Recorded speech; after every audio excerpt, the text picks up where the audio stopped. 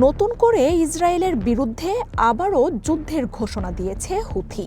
ইসরায়েলের সাথে বাণিজ্য সম্পর্ক থাকা যে কোনো জাহাজেই হামলার হুঁশিয়ারি দিয়েছে তারা, তাতে সেই জাহাজ যে দেশেরই হোক না কেন।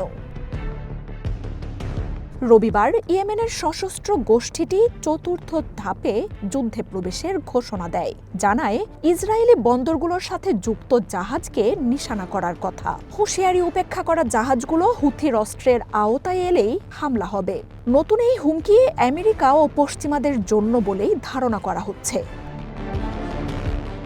হুথি বলছে, হামলা বন্ধ করতে চাইলে ইসরায়েলকে গাজার অবরোধ তুলে নিতে হবে। আন্তর্জাতিক সম্প্রদায়কে এজন্য নেতানিয়াহুর সরকারকে চাপ প্রয়োগের আহ্বানও জানিয়েছে তারা। প্রায় 2 বছর ধরে চলা ইসরায়েলি আগ্রাসনের বিরুদ্ধে গাজার সমর্থনে লড়াই চালাচ্ছে হুথি।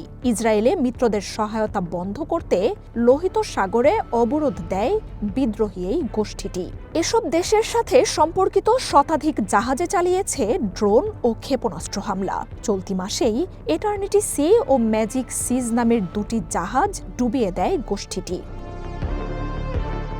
ইসরায়েলের অর্থনীতি ধসিয়ে দিতে তেল আবিব, হাইফা, এইলাতের মতো বন্দরগুলোতেও নিয়মিত হামলা চালাচ্ছে তারা। তবে শুধু নৌপথেই নয়, আকাশেও ইসরায়েলকে অবরোধের ঘোষণা দিয়েছে গোষ্ঠীটি। সম্প্রতি আকাশ প্রতিরক্ষা ভেদ করে দেশটির বেন গুরিয়ন বিমানবন্দরের কাছেই আছড়ে পড়ে হুথির মিসাইল।